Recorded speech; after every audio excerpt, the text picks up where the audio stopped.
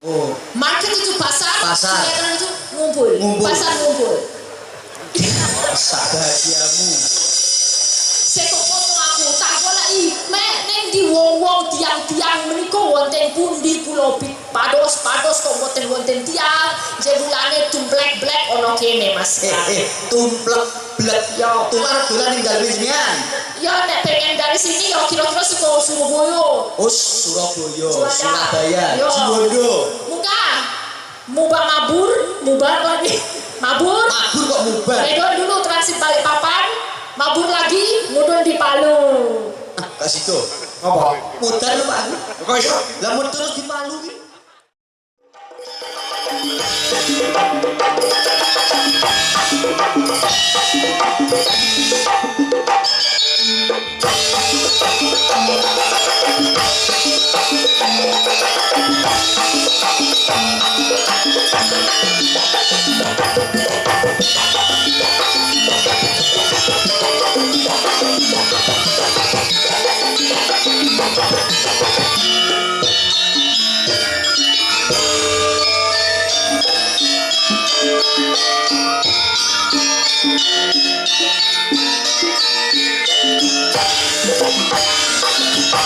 Sugeng mangga Mbak Lisa harus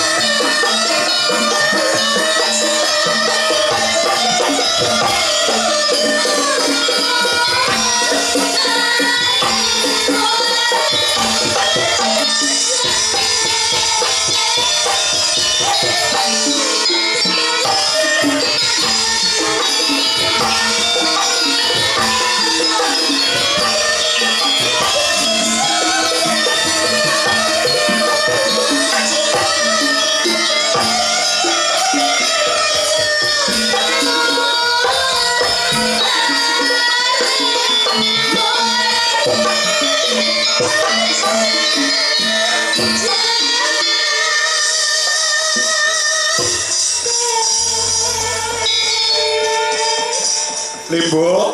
ana dawuh apa? Ayo gak kirene. Ya, aku tak rono nyuwun slendro songo. Ngono ya, Nak? Ya. Aku pertama kali iki nek urung krungu suarane Mbak Elisa Orkarus Alaso. Urung marem. Ya. Yaturi tata-tata jumeneng saurunge ngaturke wa sing wigati bengi iki ya. Monggo Mbak Elisa langsung garap dangdut. Oh, lagune aku njaluk. Yen liwat aku keling. Desa.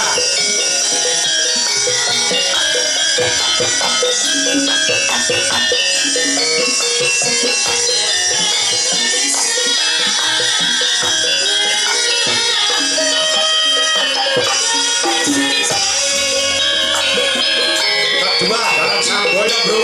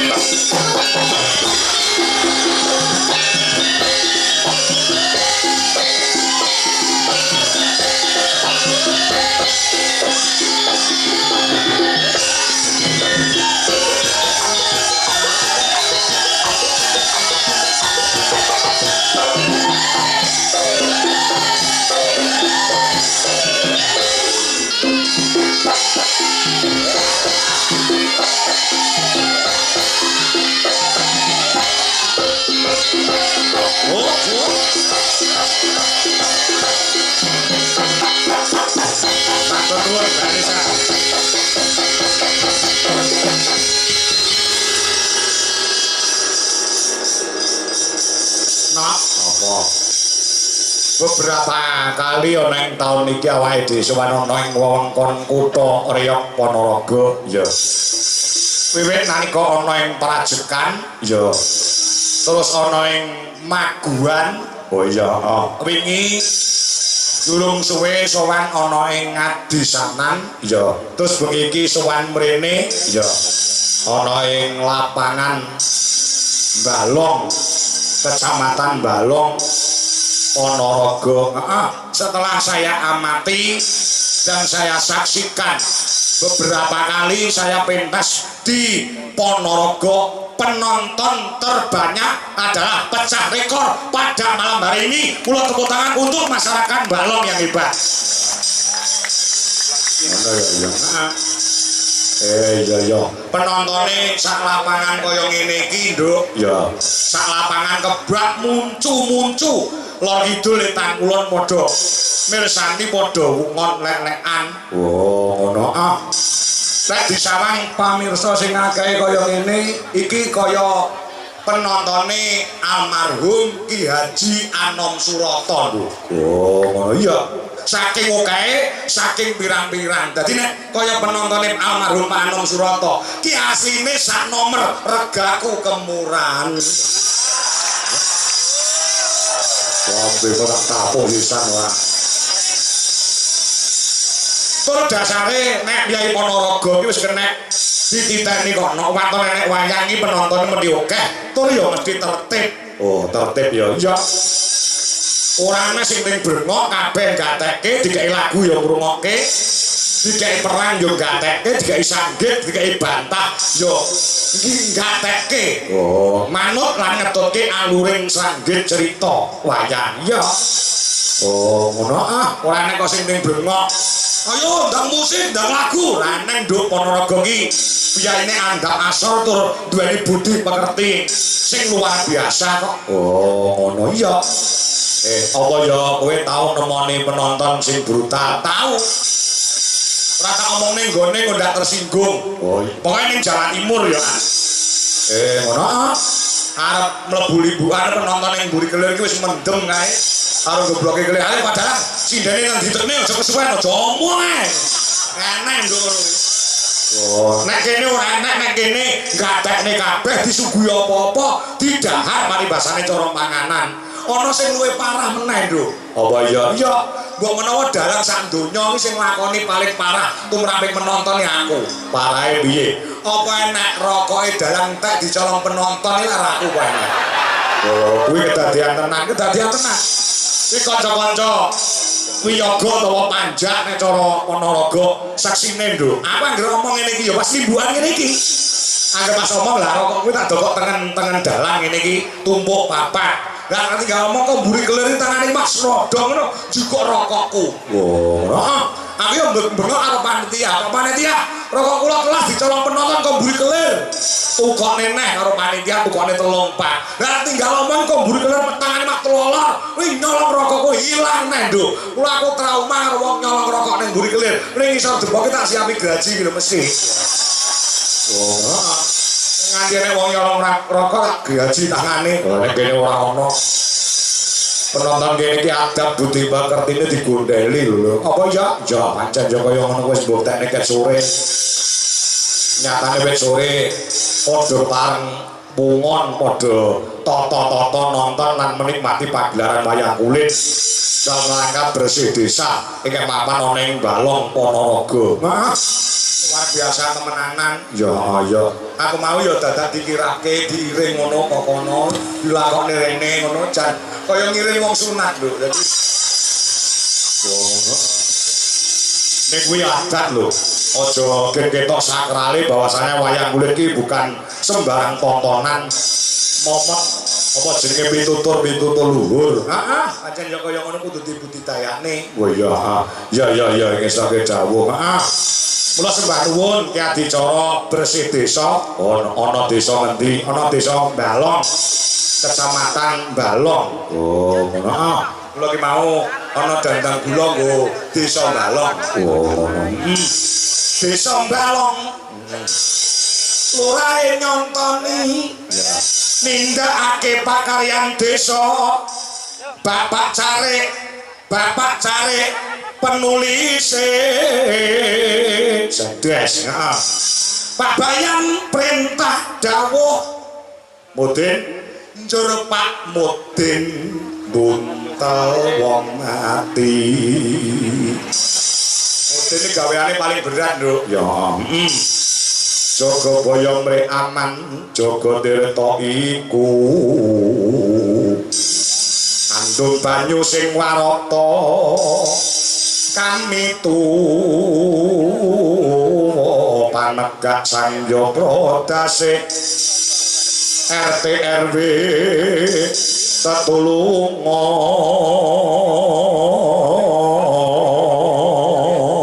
ya dadang gula nggo desa Balong isih ana dadang gulane sih Desa Iman judule heeh ya Desa Iman lurahe ngimami ya kami tuwa nuthuk kentongan Mudin kusik ta cari adan sakomate Pak Bayan ngisi banyu kanggo srana tirta suci kudu nduk ya jaga baya mretata Mudin tukang nyapu musala ganjarane gedhe ya jaga tirta nata klasa Pak Kyai ne saben dina nuntun ngaji warga Balong insyaallah selamat donya akhirat.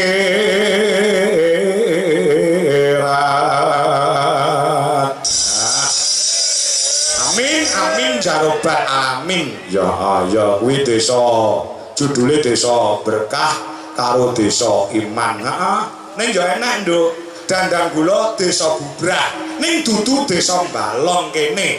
Mergo ning pagelaran wayang kulit iki mesti ana sing apik, ana sing elek, ana sing kena nggo conto, ana sing ora kena nggo conto. Sing kena nggo conto ya dituladoh, sing ora kena diconto ya dibuang.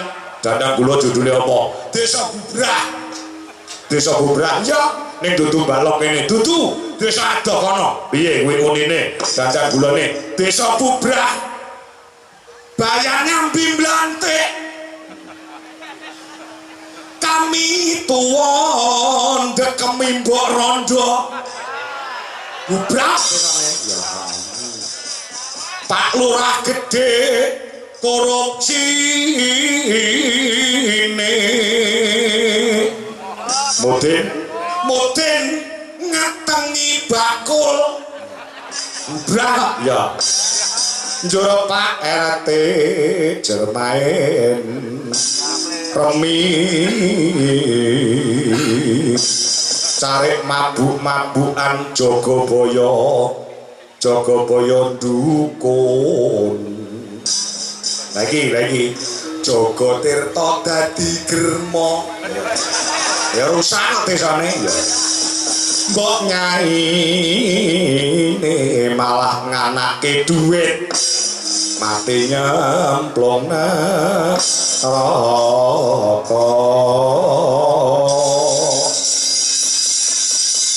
ning dudu desa Balong sing desa bubrah kene iki desane berkah desane iman ngono ya mula nek adicara sing kaya ngene iki digelar kanggo srana bersyukur nuwun sewu nek desa-desa liya kuwi nganggo urunan nganggo apa jenenge kuwi iuran lho nek khusus ana ing desa Balong kene tidak membebani kepada masyarakat semua adicara kaya ngene iki dicukupi kelawan anggaran saka desa.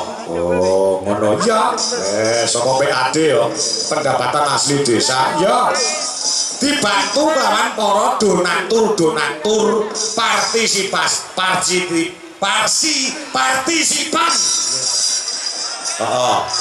Para donatur masyarakat desa Balong.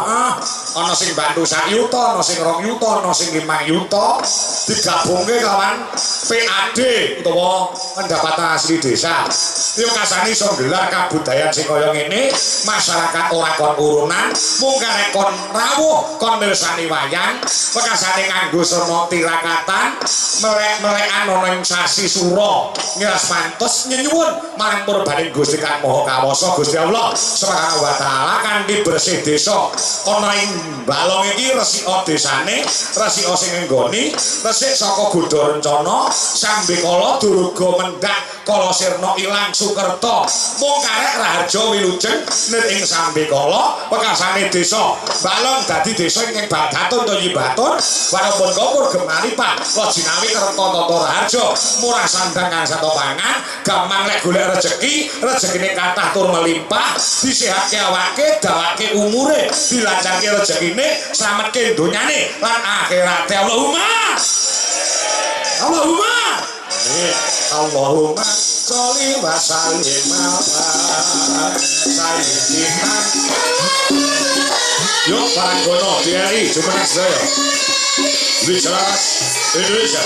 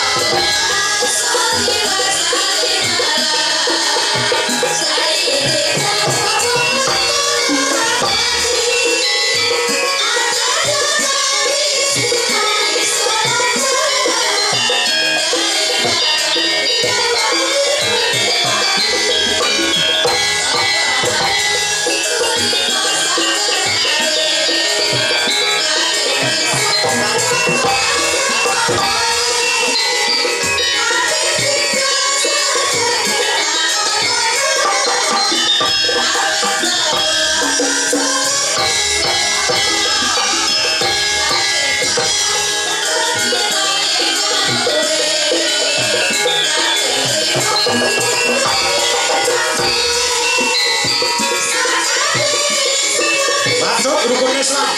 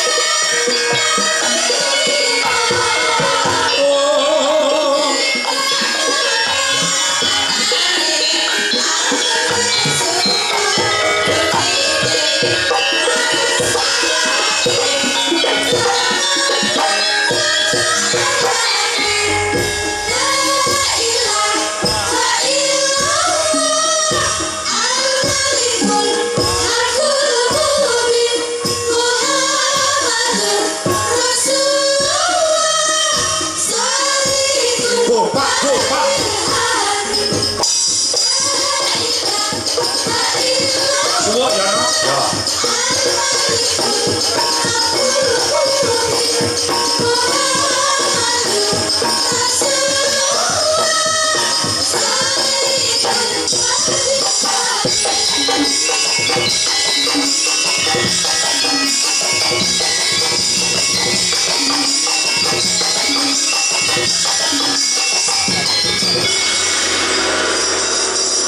Sik tak njaluk wektu dilu enduk. Ya, apa? Klarifikasi. Oh, ngono.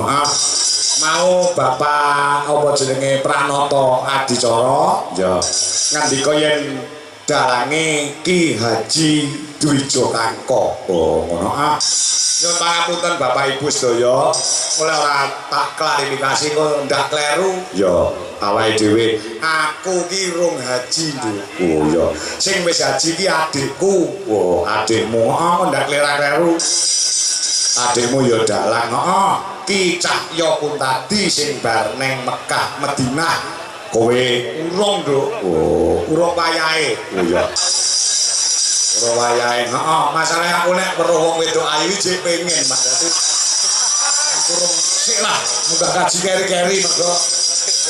Iya, mau munggah kaji kudu menep pikire, menep mripate, menep atine temenanan. Oh, ngono ya, aku kudu mangsane jek regen, Nduk. Oh iya, jek regen. Ya. Nek ngerti wong wedok ayu ngono jek rada bingung. Oh, ngono. Ya. Pak Cahya Kuntadi, Ki Cahya Kuntadi wis menep pikire. Mergo apa sing diarani munggah kaji ku kudu siap lahir batine. Ya ibadah fisik ya, heeh. Ngono ya. Nek Pak Cahya Kuntadi to wadine dhewe sing dalang Ki Kuntadi kae wis haji kae mergo lek enek wong wedok rawani menteleng ora wani ndelok wong wedok ayu nek pas karo bojone. Ya. Ya nek bojone ra melu ya padha ae. Wong lanang kok. Nek Pak Cahya Kuntadi kae nek Mbah Sukron bapake awake dhewe kae biyen asmane Ki Suwondo gandeng Mbah Kaji ngarep digawe Sukron Ki Sukron Suwondo. Oh ngono. Cahya Kuntadi aku barang somben ki enek tambahan jeneng saka kono Kaji Sokeh. Kaji Sokeh. Sokongane wong akeh ngono. Dadi ben-bengi ditangkap wong iki duwite diklumpukne nggih munggah kaji. Ya, kaji iki neko-neko ya. Enek sing kaji temenanan ya kuwi kaji mabrur. Ana sing jenenge kaji wahyu. Kaji wahyu kuwi apa? Mergo sawahe payu. Ngono. Enek wong wedok ning nggonku kono mantan cah nakal. Wes pokoke ben-bengi iki tamune enek wong 50. Ya. Ndelah insaf munggah kaji wong wedok nakal. Begengek mesti ora genah. Munggah kaji bareng mulih wis gelar hajah jenenge hajah apa? Hajah mutmainah. Hajah mutmainah tegese biyen tau ngemut barang sing ora genah. Lah ya, ngundungane mawon. Sampun daftar ngombuh mangkane awake dhewe mulon kapan? Ya. Jane wis daftar ke taun 2018. Ning wayahe budan mulon keterjang pandemi. Oh. COVID-19 kae duwite karo agen apa jenenge? Sing agen apa jenenge? Duwite dibaleke lho saka agen, agen Mbah Haji ya. Dibalekne sok kapan-kapan nek wis ora kok biru. Saka biru dibalekke. Terus tekone gamelan dadi gamelanku loro. Ya. Urung sida. Ya, wis muga-muga iso ngulon, Mekah. Ya. Nduk, apa? Iki tamu undangan pirang-pirang. Ya. Saka pepunden yang mapan ana ing Ponorogo. Ya. Saka DPRD Provinsi Jawa Timur, Pak insyaallah bengi iki ya kepareng rampung. Oh, ngono ya. Engko nek kersa karo Mas Gareng diatur tindak panggung para minulya. Sapa? Saka DPRD Provinsi Jawa Timur. Panjenengane Bapak Mirsa Ananto. Ya, Mirsa Ananta Esos. Ya. Kepareng rawuh. Kok mau aku di WA. Bu Dewan DPRD Kabupaten Ponorogo. Bu Yuliana dari fraksi Demokrat ya kepareng rawuh. Ya. Uga dari Kepala DPMD Kabupaten Ponorogo Bapak Tony Sumarsono Esos MSI ya datang kantun segenap Forkopincam Kecamatan Balong Pak Camat Pak Kapolsek ya serta jajarannya Pak Dan Ramil serta jajarannya ya datang kantun Kepala KUA Kecamatan Balong ya Kepala Ngrawuh ya lan sing luwih migati Kepala Desa Sekecamatan Balong ya Kepala Ngrawuh Estreni anggone panjenengane Bapak Sumadi Esos Kepala Desa ana ing Balong bengi iki gelar adicara bersih desa. Oh, ngono ya. Ya sekretaris Desa Sekecamatan Balong uga ketua BPD Sekecamatan Balong. Ya, warga masyarakat ana ing Balong sing tumplek-blek bengi iki ana ing lapangan nganti ora muat. Ya.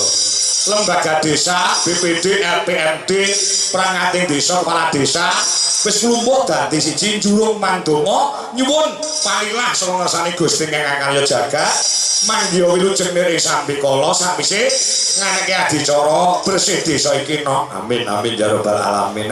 Ya ngaturke Mas Gareng sik nduk gen panjenengane minangka dadi moderatore para pinunjul saka provinsi lan saka DPRD Kabupaten Ponorogo lan para sing kawogan keparang rawuh bengi iki ya lan aja nganti lali engko nek anu mau di WA karo Pak Lurah Ngrandu.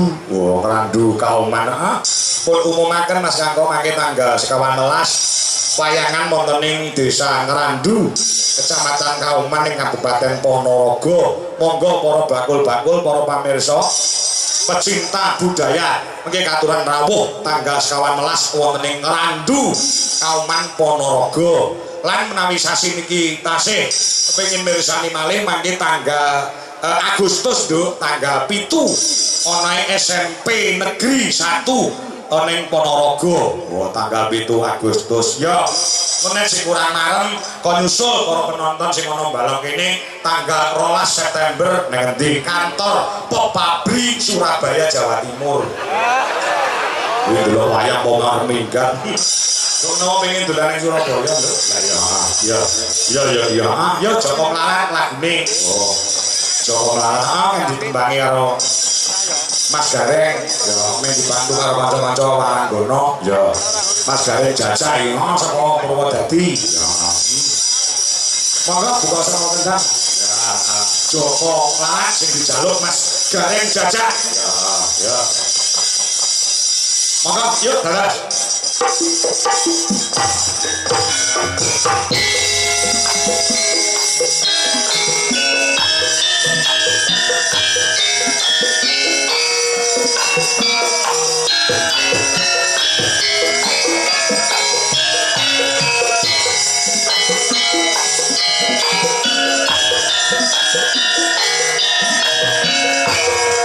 Yo, Waranggono yo.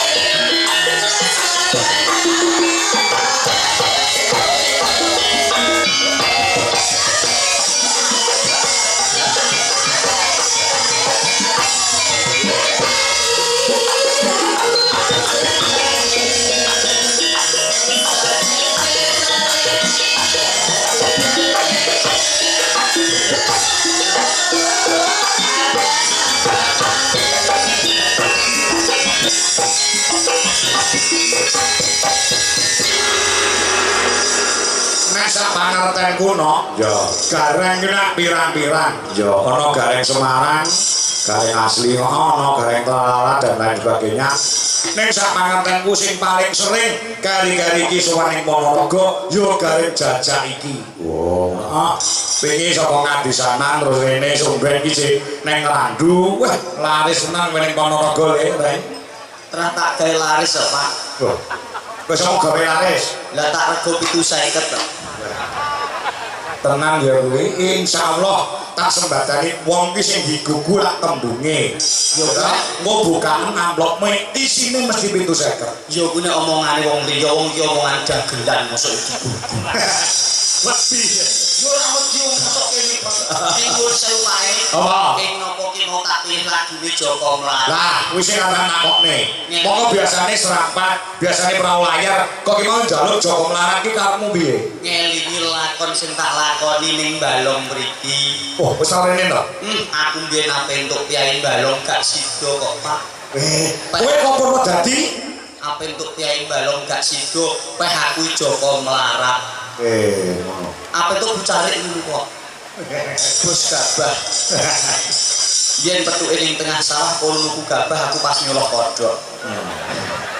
Ning estu niki wae senajan tembang lagu dolanan, nek diolah dadi tembang-tembang sing religi ya ana teges lan maknane. Bisa gelar kok bisa bulung kamu piye? Diganti lirike ben nganggo tembung sing endah pamrih nggo ngelingke para rawuh sing sami mirsani. Mergo wayang kuwi tontonan, tuntunan ana tatanane. Lah tak ngono to. Ah ya.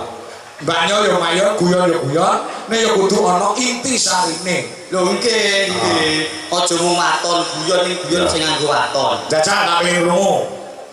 Momo cici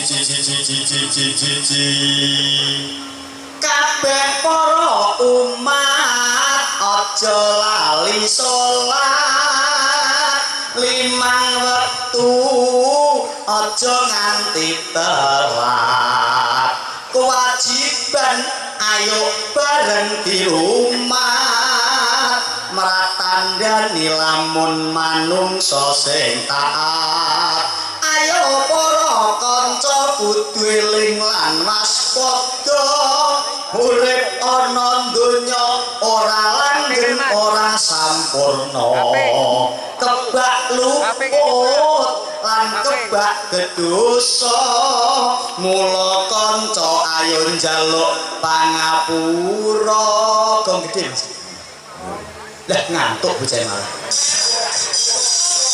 yo bisa kok. Ya Allah, kula nyuwun pangapura sekatahing dosa kawula. Dosanipun tiyang sepuh kula lan dosanipun sedaya manungsa. Ya Allah, kula mboten pantes ing swarga nanging kula mboten kiyat ing neraka. Mula Gusti kula nyuwun pangapura katahing lepaten dosa kawula.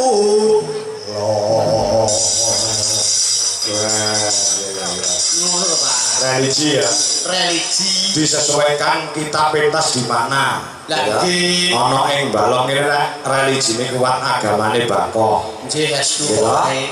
Kena nggih contoh, kena nggih tulodo nyambut gawe oleh ning yo ibadahe ora kaya iki lho, warga ana ing Balong. Mun ora percaya piye iki agamane kuat, kowe jam 3 sore dolan ora ning masjid langgar adzan. Allahu Akbar,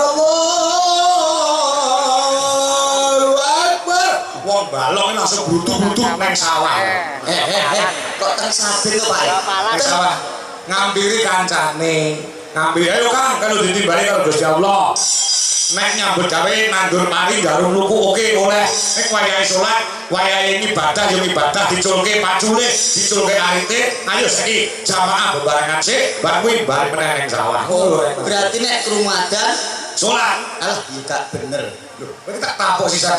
Aku yang naik kiai lho, Rek. Lah kiai koyo ngono iki lho Pak. Lah piye? Ramadan kok terus Lah salat. aduh ngono kok pulo kiai. Lah piye? Ramadan yo wudu sik to Pak.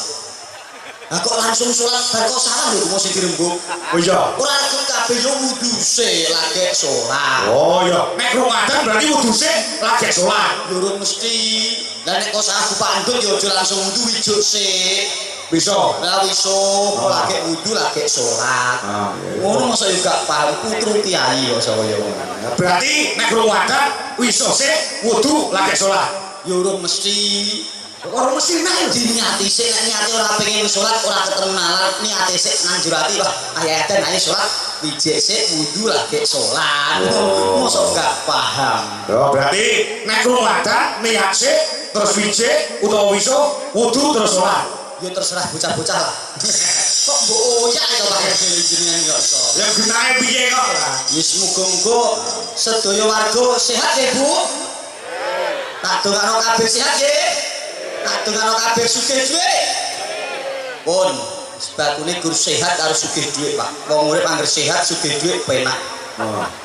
Aku guru sehat tok ora duwe apa-apa guru bayangno tok. Mosok Nanti ora pengen mobil yo guru bayangke, pengen motor guru bayangke aku kapan duit ta ngono. Alhamdulillah timbali Kyai Ponorogo sesuk duwe aku len.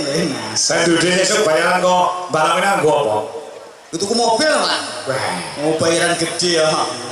pintu 50 nggih ku mobil. Lho entuk 3.000. Kok iso pintu 53? Cilik-cilik go seret-seretan anakku kan. Wah, saya mobil-mobilan ya celok-celok.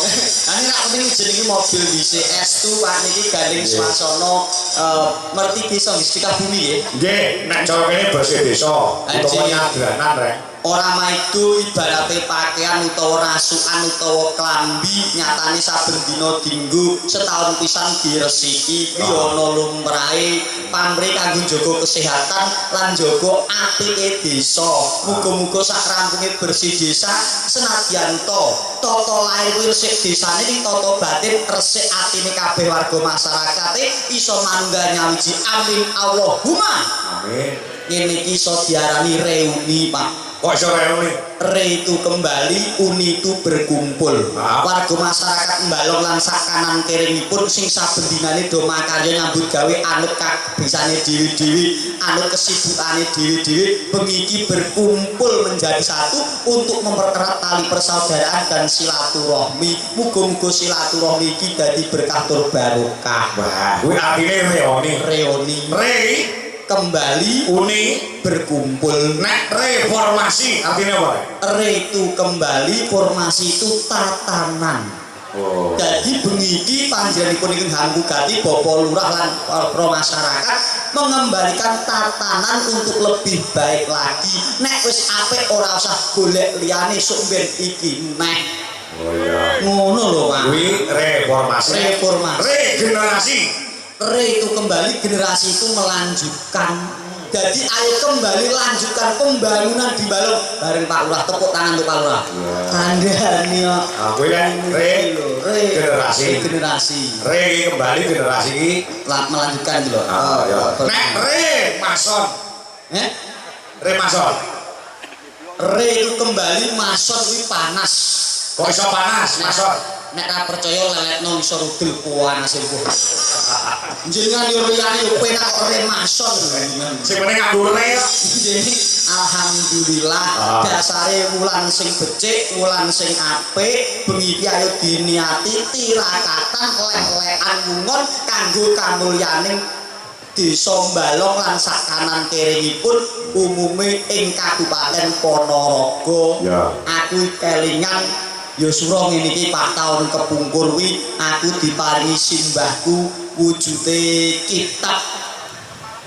Wah wayah sura kula tirakat gandeng tirakatku tutup karo simbah le kowe wis pantes nampa kitab. Kitab apa? Kitab terjemahan 1000 mimpi. 1000. Kuwi pribad ya no. Pribad. Kemeruh. Piye iki lho apal? Apa? Kitab 1000 mimpi. Apa kuwi? Lho nggo golek hakam. Kakak iki apa? Aduh, cah figur titik kok ora tau tuku. Ora nomor to. Lho maksudnya kitab primbon kejawen. Oh iya. Isine iku ya bangsa donga-donga ben uripe iso lancar, iso ayem tentrem. Kuwi Pak.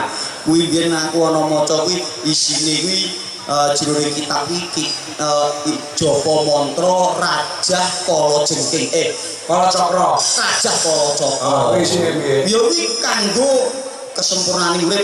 Lah aku tak apake kuwi sing rajah kuwi khusus nggo perobatan nggo nambani wong-wong ngono kuwi ya nek. Oh. Terus khususnya sing nggo transfer perasaan ya nek. Ngono kuwi jenenge gum paham. Gurung paham ya. Contoh. Contohnya piye? Jenengan tahu ngerti Monas Jakarta. Monas ngerti? Ngerti nggih? Tahu. Kula kuwi iso transfer ilmu kuning jenengan. Jenengan gur merem karo maca Fatihah sing kusuk, engko koyo-koyo jenengan iki wis ning Monas. Weh. Apa kuwi Raja Kala Cakra. Weh, kuwi tenan lho. Perlu lho, buktine lho. Jenengan sedekah Cakep. maca Fatihah merem. Ning fokus lho nggih. Iya. Fatihah tak dungani kok kene ben iso jenengan ngrasake Monas. Suruh salam suruh supato. Pun rasa dereng teng Monas. Burung. Burung. Wah, jenengan gak fokus. Bari nek wasine fokus aja mikir utang mawon. Fokus. Iya. Suruh salam suruh. Pun rasa. Wis. Mosok rasa, Pak? Rasa. Ora mungkin, Pak. Rasa. Wong atas melek gak ketok Monas mosok merem iso ketok Monas. Matamu. Aneh lho. Lho melek kok ora ketok Monas mosok merem iso ketok. Aku iki gak kowe yo, Nyok. Wong kuwi dihapus yo manut lho. Ning esu Pak. Aku karo Kyai Sepiro dok mangkel. Karo wong kok mangkel kuwi wong tuwa iki nggone ilmu, nggone iya lama itu nek nggon kuwi ini mbahku dhewe. Mbahmu dhewe. Mbah ora ilmu. Nek aja digebyauya wong tuwa kabeh lho. Ora. Nek kowe kaya mbahmu ora apa-apa, mbahmu dhewe ngopo mbahmu? Ki mbahku dhewe. Piyane rada sepuh ya wis 74 ya. Dolan nggonku dasare suwe ra dolan pengen tilik buyute. Bareng gandeng Kyai Sepuh lagi linggih 2 menit ngono tekok kamar mandi ngendi lek kudu pipis. Kyai Sepuh aku ya ora maju. Yo wingking yo tak ngono buyute anak-anak niku. Wah bar kok kamar mandi lah kok sowan nang ora jamak. Aku yukling kok ya kuwi karo mbahku. Lah ngopo? Putuku sakire sukses ora jamak ya awak sukses putuku. Akase kamar mandi kok so angger lawange dibuka lampune otomatis mekan dhewe gek njero atis adem banget dipasang AC putuku wis sugih aku terus bingung. Mosok kamar mandiku ngono aku ngono. Bareng tak toke, ayo Mbah ning kamar mandi neh ayo. Lah kok jebule nguyon ning jero kulkas to Mbah. Ya kok angel lawange dibuka lampune muruk jare jero atis Mbak lek nguyuh jero kulkas. Dadi es uyuh to. Yo wong lah kena seger-segeran. Nek ya kok piye nyatane wong kuno biyen iku do tirakat. Kula nate dituturi simbah-simbah biyen. Kena ngopo mbah-mbah biyen kuwi kok do tirakat. Umpama jaman saiki ngono, mbah-mbah biyen kuwi lek tirakat ibarate kaya wong tumbas kuota, Pak. Kuota internet. Ibarate kaya wong tuku kuota. Wong tuwa biyen tirakat ibarate tuku kuota internet. Besok dititipke anak putune ben dienggo internetan. Umpamane ngoten niku nyatane mbah-mbah biyen do tirakat dititipke nggo anak putune saiki anak putune do mulya jenengan bapak ibu irian do tirakat to kosok lah niku bae tirakat kuwi tuku kuota internet dienggo jenengan saiki nyatane jenengan iso internetan bebas tanpa tuku tirakat ngono lho mulo sampeyan jenengan ya kudu tirakat nggo ngkoke kuota anak putune kuwi wong Jawa biyen hebate teng mriku kaya mbahku dhewe yo ngono kuwi Pak mbahmu piye mbah kuwi kenceng tirakate mbah lanang kuwi angger sura ngeten iki tirakat kungkum teng kedung kuwi rambuté ora teles kungkum kok rambut ora teles wah kanggane mbah lanang iki jos kungkum teng kedung rambuté ora teles kok iso gundul iki coba gundul lha iso lan takok watak rumone tenan nggih alhamdulillah saged sampeyan silat donga Mas Jare dalem kangge para pini sepuh adi sepuh kanggo para karang taruna karang taruni nggih para tokoh-tokoh masyarakat perangkat desa jelas lembaga desa jelas kepala desa juga jelas hitungane sedaya kemawon ayo hitungane sing pinter oke tembak bari lah ya tak dengarkan pun endi muga-muga sedaya sehat ya Bu Pak amin muga-muga sedaya sugih dhuwit ya Bu Pak Pun iku ya wis cukup, Pak. Wong penting sehat sugih dhuwit rampung to, Pak. Goblok ora apa-apa penting sugih dhuwit. Lho goblok rak nomor 21 penting sugih dhuwit. Pinter ora nggih dhuwit ya gur nyambut gawe. Ya saiki Mbak Elisa urung harus aso. Oke. Ya turi jumeneng ya. Nggih, sendika. Ayo. Ayo Mbak Elisa, mari berdiri. Yuk, menyembah, menghibur masyarakat Bawang Ponorogo. Yuk.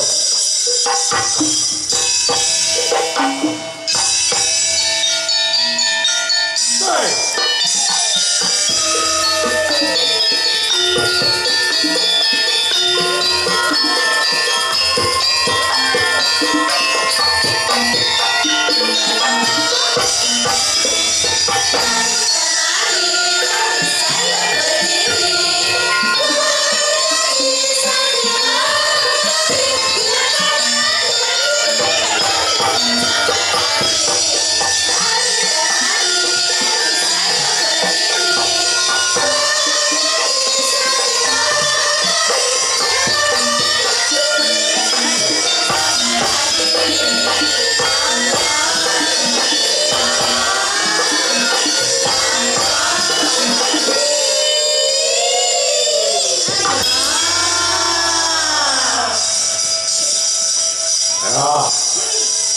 Malam hari ini juga dihadiri Mas Gareng, Mbak Elisa, Bapak Wadinas Pemberdayaan Masyarakat dan Desa Kabupaten Ponorogo Kirawo.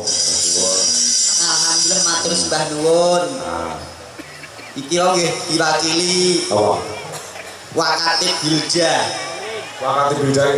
Ih, Gorin lho. Gorin Wakatib Bilja. Apa kuwi? Wakil Keamanan dan Ketertiban Penitipan Mobil dan Sepeda. Boleh tiket sore. Bagaimana Mbak Elisa kabarnya? Luar biasa. Saestu kula remen sanget. Nggih, sugeng dalu sedaya mawon. Good night everybody. Nganggo bahasa Inggris barang. Aku soalnya mau kecelik.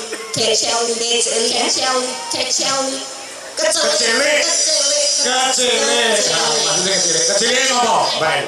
Because aku tadi dari Together Market, you know. Together Market. Together.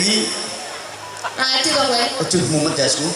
Itu Together Market itu dekat aja di sini, kono kue. Oh. Market itu pasar. Pasar. Together itu ngumpul. Pasar ngumpul. Bahagiamu. Seko foto aku tak goleki neng di wong-wong tiang-tiang menika wonten pundi kula pados-pados kok wonten tiang jebulane tumplek-blek ono kene Mas.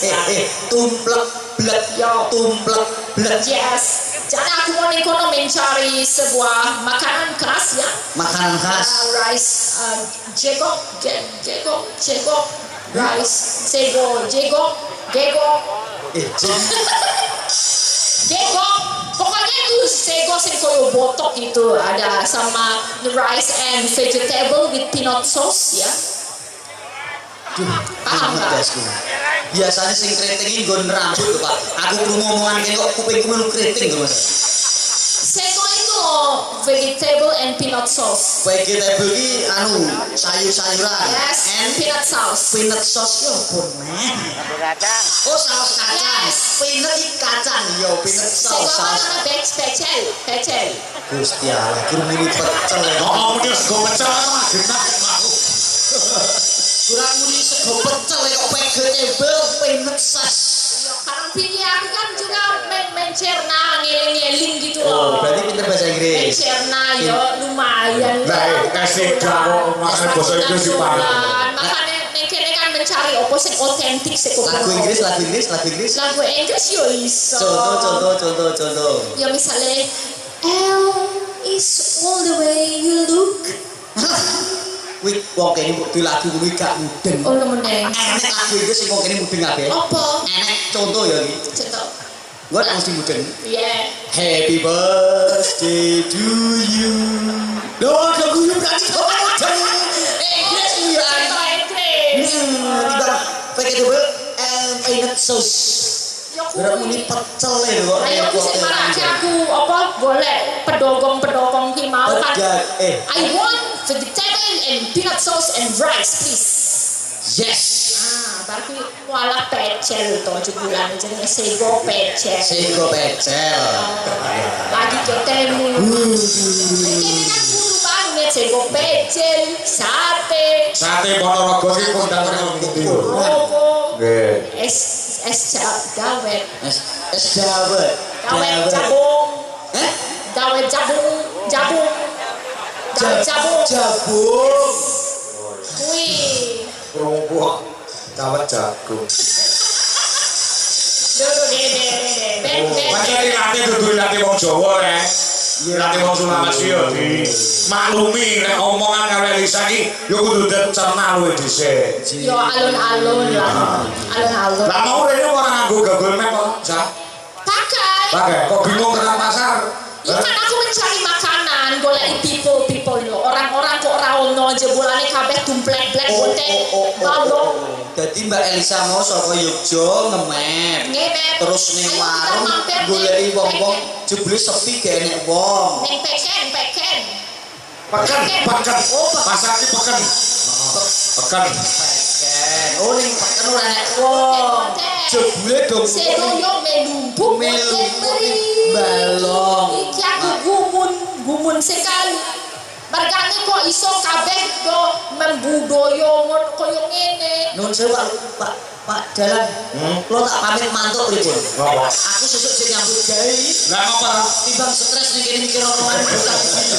Ya lapo kok pelan-pelan. Ya ora maido dasare kok dudu piyayi asli keturunan Jawa, ning melu ngeluri, melu belajar basa Jawa, mula perlu diapresiasi ning ya kudu karo dituntun alon-alon. Oh iya. Alon-alon. Dasare kan boten asli piyayi Jawa to, Pak. Iki kan piyayi tebih saka manca luar pulau ya, Nak ya. Manca pulau. Asline Kauman ya. Kauman itu deket sini. Uduh. Seko toli-toli. Wis besok. Saka ngendi? Toli-toli. Pak Lurah mbok nate ngertos. Ngertos. Ngendi mau? Toli-toli. Pak Lurah mbok nate ngertos. Oh derek ibu. Oh ibu mbok nate mriko. Kok ibu kok nate? Toli-toli iki daerah. Kuwi kecamatan apa desa, Cah? Daerah. Oh, Iya, daerah besar lah. Oh. Sesuk dolan dono. Oh, nek dolan dono, piye carane numpak apa? Numpak pesawat no, nek motor mabur. Oh, motor mabur. Kok aku arep dolan ninggal jenengan. Ya nek pengen dari sini ya kira-kira saka Surabaya. Oh, Surabaya. Yo. Jiwondo. Mubah mabur lagi. Mabur kok mubah? Redon dulu transit Balikpapan, mabur lagi, mudun di Palu. Kak situ. Apa? Mudan lho Pak. Kok iso? Lah mudun terus di Palu ki. Masuk. Kenapa sawi, Cah? Oh, ketok. Garan desa goblok. Dolano sing adoh, ngopi sing kentel. Kentel. Kentel iki. Supaya nyetor ngendi-endi. Numpak pesawat saka Juanda Surabaya. Medun ning Balikpapan transit. Muka balik. Terus medun di Palu. Di Palu. Yo moh. Wong sesuk jek mikir setoran kok darak di Palu. Yo nek Palu cilik, nek Palu gedhi ora gepeng kok. Yo ora to gedi. Jadi daerah ya Mas, ibu kota provinsi. Oh, ibu kota provinsi namanya Palu. Sulawesi Tengah. Sulawesi Tengah ning Palu. Di Palu. Jalur darat aja. Oh. Bukan buat kopi. Buat kopi. Mudun Toboli. Mudun Toboli. Masa orang lanang nek sing Toboli. Ya nek lanang to mudun itu Toboli.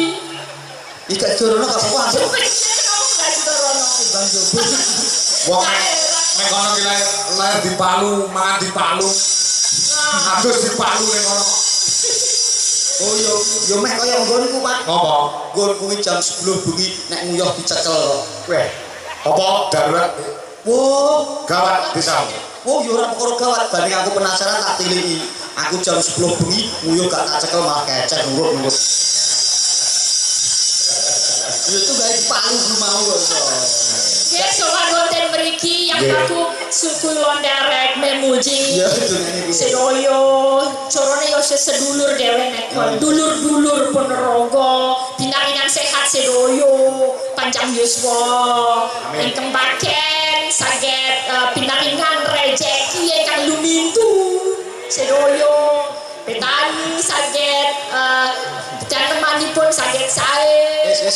Pedong sakit pajeng. Wis. Lah ndonga gak diamini. Wong kene gak mudeng ngomongan. Lah piye aku kudu ngomong piye? Rezeki. Ya muga-muga pedagange ki mau Pinarian pajeng. Pajeng. Ya. Are pajeng. Sabagiamu. Lha ngobat angel lho nek Elisa lek kon muni anu mandap ngajengan. Lah muni piye aja? Piye? Mandap Ngajengan. ngajengan. Ya. Ngajengan. Ngajengan. Gitu. Yang depan kan nek Ndika sing cetha. Mandap ngajengan. mandap ngajengan. Kita niku wonten ngajengan burung warga masyarakat. Menika ingkang wonten ngajengan bapak-bapak ibu lan ingkang wingking. Sugeng lenggah, sugeng midang ngetaken, sugeng hamriksani wonten ngajengan maupun wingking. Kowe yo aja ngrasani dalane. Napa? Mula gak sida munggah kaji Lah apa? ngajengan. Kita Pak Dalang ngajengan. Iya. Menika mungkuraken. Ya yo kan tetep ngajeng to. Kok nratap to rasane iki. Ya saus panglipur Mas Dalang. Nggih, sendika. Soalnya setetek pokok setetek sing penting sedaya menika saged lancar. Ya pesan-pesan pewayangan lakon, ya hiburan. Setitik. Ya setitik. Setitik mbok setitik. Lah setitik jebul positif. Wis nyamari tenan. Iki nek gak dikenceni wah. Kowe iki kok ngajari aku basa Jawa, kowe mundeng basa Jawa. Lho basa Jawa pakan aku bendina to, Dik. Kok elek aku ya. Aku seprono-seprene belajar basa Jawa aku wis pinter. Nek kowe cek iso basa Jawa jawaben pertanyaanku. Pertanyaanmu bakal tak jawab. Kalau satu basa Jawanya apa? Setunggal. Dene. Dua, Kalih. tiga, Telu, 3 anu apa? 3. yo, 7. 7 7. Oke. 12. Kalih 12. Oke. Sekarang 4 yang cacahnya ada 7. 4, 4. Basa Jawanya apa? Sekawan. Jare pinter basa Jawa. 4. Basa Jawanya apa? Nah ya sekawan. Salah. 4.444.444. Kalah mau tulasi lho. Ayo, muni wong Jawa asli kowe jajal. Aku yo nyoba mikir yo angel kok. Aku yo nyoba mikir lagi. Mikir kok. Papat nek ping 7 nggih. 4.444.444. Nyontek aku kowe. Oh iya, pinter Oh, cah iki. kacane ya. Oh, boleh Jawane acak lancar cah iki. Takoni yo Cari Jawane pinter. lanjutkan. Ya. Aku wonten pamundutan. Napa? Enak sing nyuwun jenengan mboten? Wonten menika dari Pak Trimo menika hadir nganjuk mencapuran kuning biasanipun dari Pak Prastoso Wonogiri menika wonten pamundutan Caping Gunung. Terus wau nggih wonten sesi deman. Saking bikin wau panitiwo. Nggih. Nun sewu, Pak Lurah ngersake napa Pak Lurah? Pripun? Bojo loro. Pak Lurah sudah ada lagunya sendiri yang sudah diciptakan zaman Narto Sabdo. Apa kuwi? Sumadi kalaning tanggal 17. Mosok Pak Lurah ngersake 17 Agustus. Ora Sumadi, Dumadi. Lambe musasa. Wah, aku ngomongane tenan. Berarti Pak Lurah kene iki kenal karo Pak Narto Sabdo. Lagune sing gawe Pak Narto Sabdo. Sumadi, salane tangga. Kuwi Dumadi. Bocah iki sembrono tenan sesuk. Walah, ora ono Jadi sembarangan. para punten bercondo ke mawon ya. Bersada. Bercanda kok bercondo. Pripun Pak Narto? Nggih. Niki nggih wonten sing nyuwun anu niki wau nuwun lelagon kanca tani. Konco tadi. Amargi masyarakat mriki kebanyakan nggih wonten pertanian. Kula didongakne tandurane ngembaka. Amin. Hasile iso murakapi adoh saka hama tikus, hama wereng lan liyane. Amin. Men tandurane iso kanggo srana kehidupane sejahtera para warga masyarakat Wonten Balong. Pamit dipun bapani pripun Mbak Elisa? Kanca tani nggih. Siap. Kangge kanca tani mungkin dipun garap campur sari menika nggih wonten campur sarinipun. Nong coba. Mengko ngaturi para-para Pak Lurah dan rekan-rekan diaturi tindak panggung. Oke, siap. Kanca tani diutamakan. Nggih, monggo. Bawa mboten. Nggih, no. Oh iya. Ben ketok suaramu. Cah Sulawesi ning iso bawa. Iso nembang.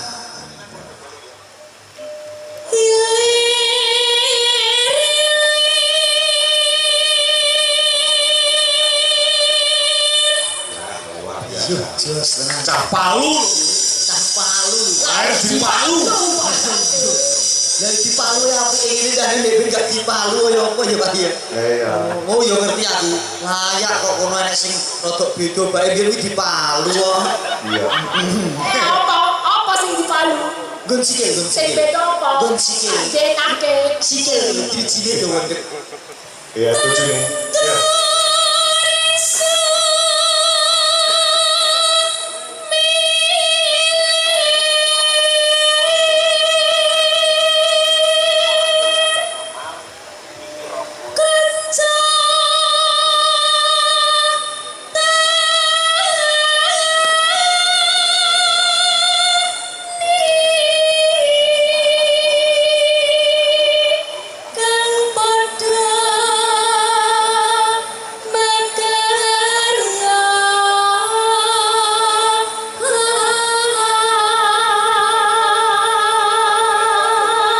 Insyaallah nyambut gawe dadi petani, paton ditekuni dadi bondo sing barokah. Amin. Nggih.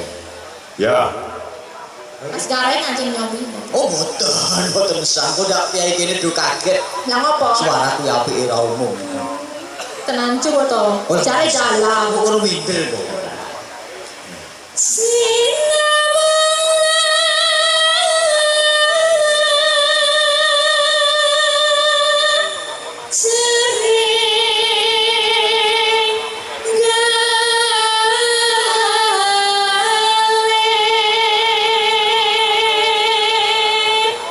Nonanung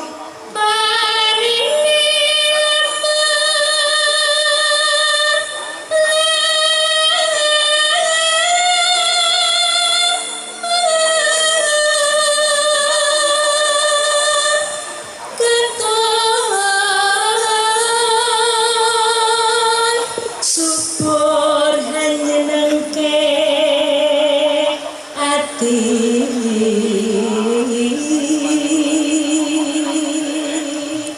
nonanung Kalis ing sambe kula iku banyu wonku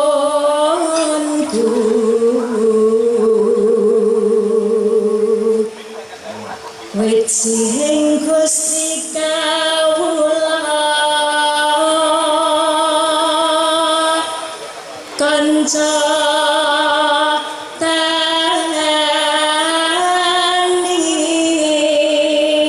yakti saka guru negeri kok bisa nonanung uga benteng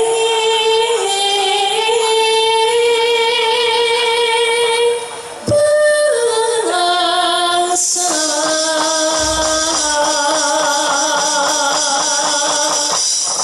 ya kanca tani garap campur sari Mas ya buka saka kibon ya tendange rada naplak coba ayo Mbak Nisa diaturke kanca tani sedaya ing wonten ing Balong Ponorogo yuk ya Mas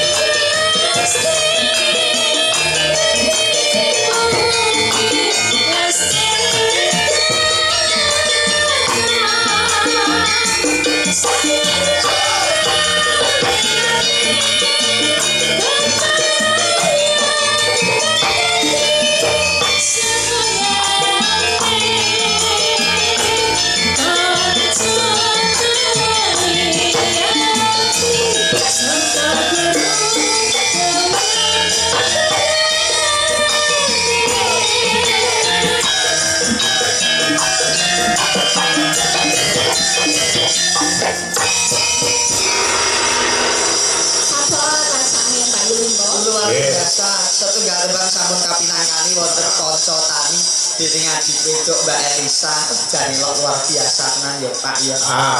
Cobi Mas Gane Mbak Elisa. Jawab. Ngaturi Pak Lurah, Pak Sumadi Esos, sinten yang jemput kanthi minggat panggung napa Pak Ketua DPRD Provinsi Jawa Timur? Ya. Oh Pak Kepala DPRD napa Ibu anggota DPRD Kabupaten Ponorogo. Monggo napa Pak Camat diaturi tindak panggung semua musik Mas. Ya. Nah, monggo Pak. Sinten yang dipun aturi tindak panggung? Oh, ya. Nyanyi bareng-bareng. Yuk, semua musiknya Indonesia, monggo. Pak Lurah dipandegani Pak Lurah. Ayo. Yuk, semua dipun Mas.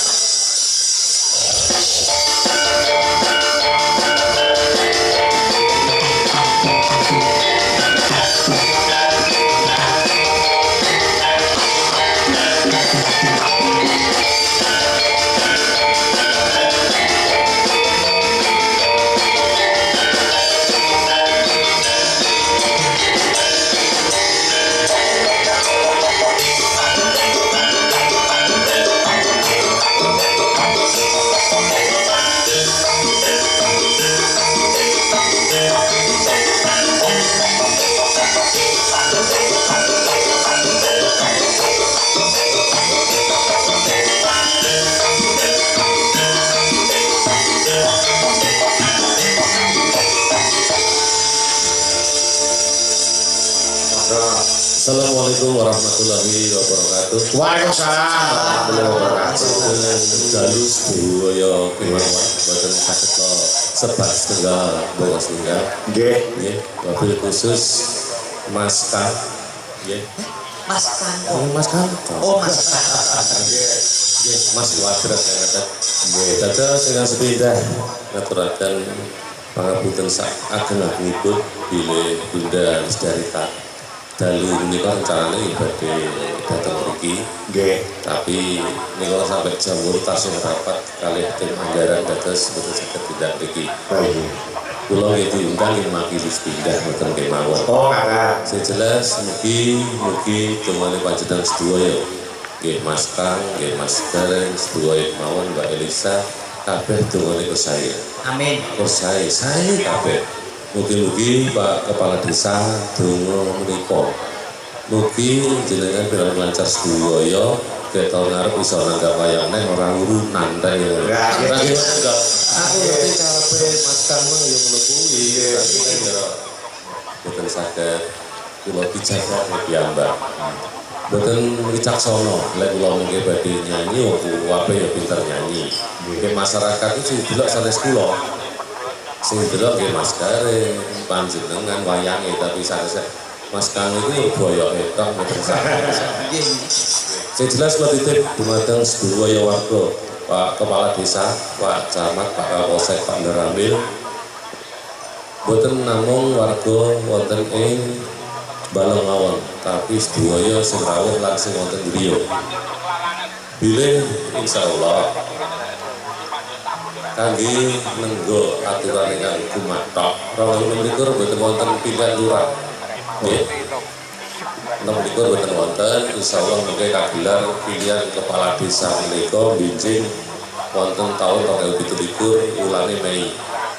Insyaallah tanggalé lek ora rubah mengke selawe Mei insyaallah. Serentak ya Pak. Insyaallah serentak. Oh, iya. 203 niki Mas Kang niki mangke. Oh iya, siap. Kula suwun Bapak Ibu sedherek sedaya monggo dipetani saiki sapa to sing patut sing cakap mimpin desane panjenengan. Lek iso ke pilihan iku kok nggih nglegale mawon lek iso. Ayo Pak Lurah ya. Cocok ora Pak Lurah lek. Lek iso kok nglegale mawon dadi sak bare pilihan itu boten wonten sing rasa dengki, lok-lokan, cengkrah boten wonten. Tapi sedaya niku mawon kula wangsunaken dhateng panjenengan sedaya. Masalah pilihan wong niku mesti dewi-dewi. Mboten kemawon ingkang saged kula aturaken. Jane iki lek nyanyi iki ya ora pati iso. Tapi lek nyawer tak cepaki sak nyawer tenan. Sangat-sangat Pak. Kali Mbak Elisa, Waranggono lho. Nggih. Lek dalu menika kabeh kan kontrakan to, Pak. Nggih Mas Kang ya. Kok kabeh kontrakan to. Jadi ngono dikawini kontrak lek ngono ya. Wah, kawin kontrak lho. Kawin kontrak sendika. Niki badhe duet kali Mbak Elisa napa kali Waran Gono gawanipun makan. 11. Ganti ya. Ganti sing kawin kontrak. Pokoke Nggih, sinten iki pun biji. Nggih, Dek. Sing apa sinten? Sing apa sinten ayo.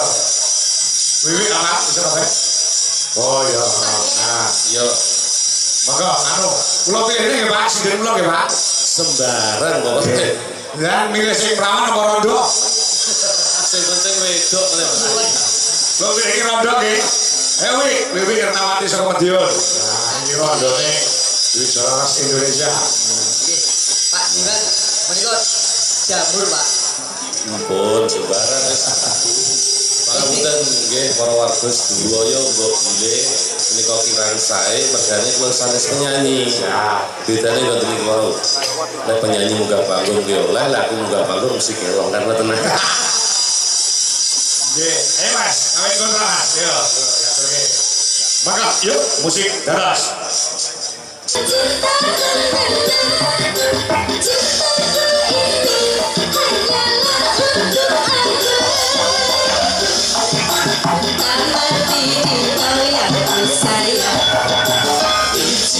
Cinta ini bisa berpanjang, tak ada lagi istilah kawin kontrak. Berapapun mas kawinnya kan ku bayar total.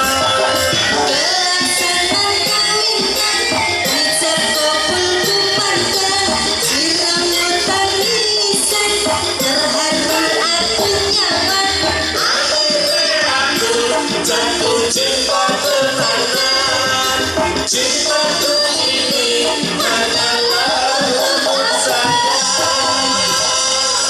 Pangapunten sedaya atur suwun. Nggih, Mas. Matur nuwun. Pak Lurah juga terima kasih, sukses selalu untuk kedepannya. Yo, amin. Iki ana pamundhut saka panitia ning sing nembangke kudu Mbak Elisa Okarus. Nggih. Oh, ngono. Apa lagune iki? Mas saged nyampeaken mundhut lagon Mawar Kuning. Ingin nembang Mbak Elisa kalian apa ki Mbak Nyuwangenan digarap gamelan Bali. Nggih. Saking Kruson dan panitia sedaya matur sembah nuwun. Mawar Kuning sing disuwun. Ya, ya.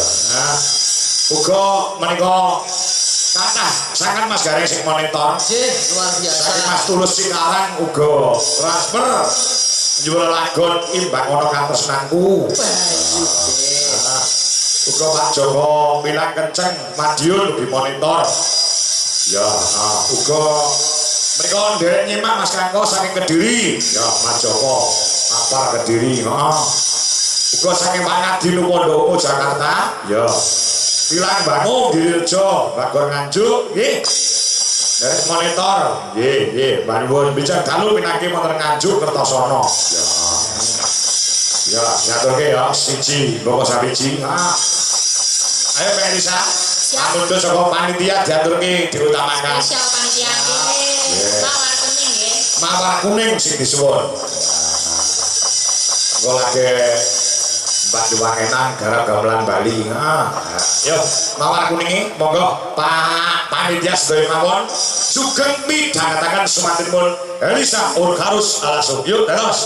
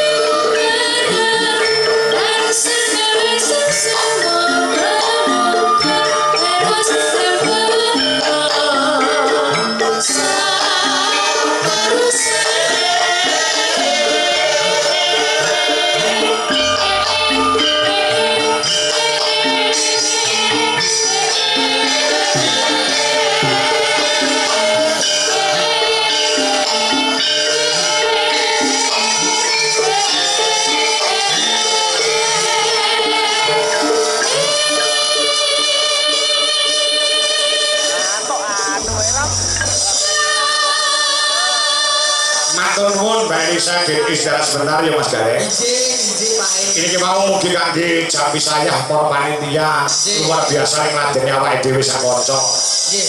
Wis ngateri wedak ngateri rokok Komplit Mbak luar Nuwun. biasa suguhan. Yo digebrak karo lagu cara Mbak Nyewangenan ning balungane nganggo balungan Bali. Manundut saka panitia. Bu Dwi Wanda lawan Mbak Retno Combe jadule jumeneng. Lagune Loro Sesigar Mbak Nyewangenan aransemen gamelan Bali. Oh iya. Jadule jumeneng. Ya aku terus bariki terus ana Owa ana Mayang Anjalsari. Oh iya. Ya kok kendhange Mbak Nyewangen disiagane Mas Gogo. Oh iya. Ya, balungane sing sono, sing seru. Ya. Aja kuwatir tugel, balungane Bali kuwi jotos-jotos muga kuwi warisan utawa tinggalan saka guruku sing wis nyuwarga ndene Raka Mas Entus Susmono saka Tegal. Oh iya. Ya, untuk warisan gamelan Bali ditanjake ya. Maka Cok, Loro Sesigar. Yuk, ganas.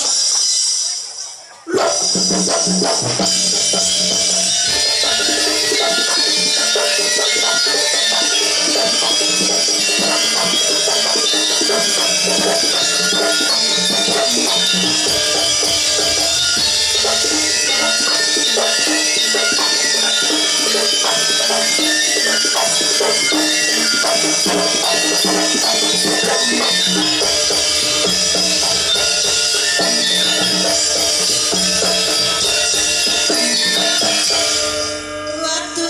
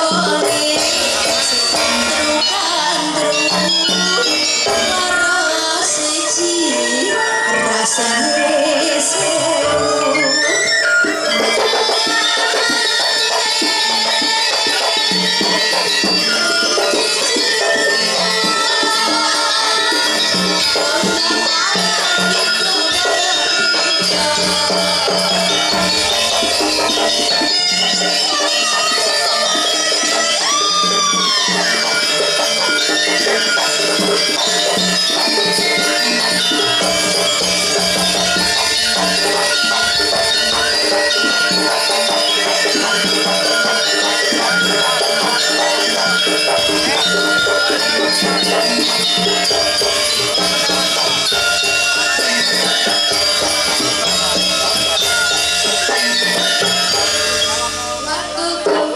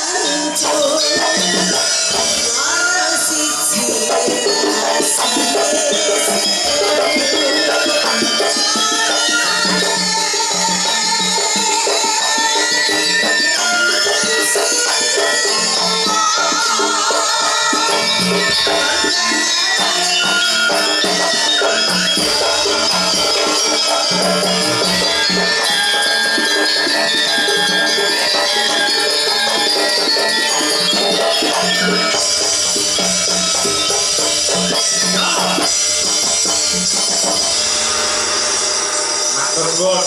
Ya. Karek sak lagu Mas Gareng. Sendika Pak. Oh, iso disambungane gara-gara Nggih. dipaceng wis nyawer 700.000 diaturke. Lagune iki mbangono katresnanku. Yang digarap Sragenan campur sari. Heeh. Pak Nandang Demolong Sragen tasih mirsani matur nuwun yo. Opa Paman Mayang Anjarsari garap Sragenan terus Samboyonan yo. Ngomongin Ponorogo. Ya. Besok pindah ke Kota Angin Nganjuk. Ya. 2 malam mau Nganjuk ya. Malam Minggu karo malam Senin. Ya. Mau terus neng Randu Kauman Ponorogo meneh. Aduh Pak Mayang. Ayo jaturi jemeneng. Ya. Karepe campur sari ya. Ya diseragen gesik lagi Samboyonan yang kedua. Monggo Mas Guru pun aturaken. Ya kaya apa? Dados.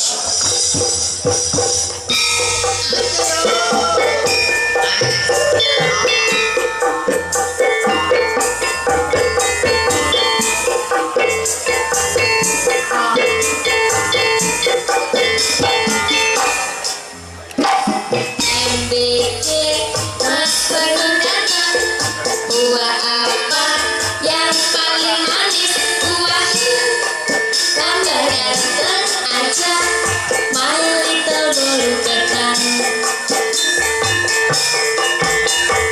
MBG Mas paling ganteng. Buah apa yang paling manis? Buah tambah ganteng aja, my little bolu ketan. Musik masuk.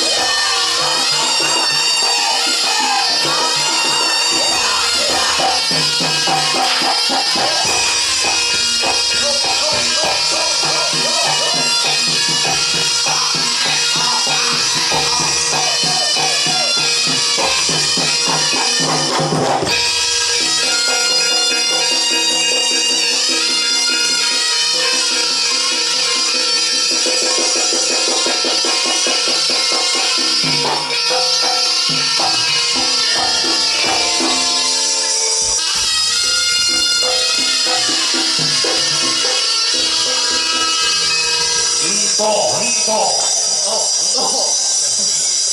Slendro ya Mas Gane. Terus ya. Takon kuwi untuk penduk ya lakon ana tutuke. Kandi sono bersih desa sing digelar ning desa.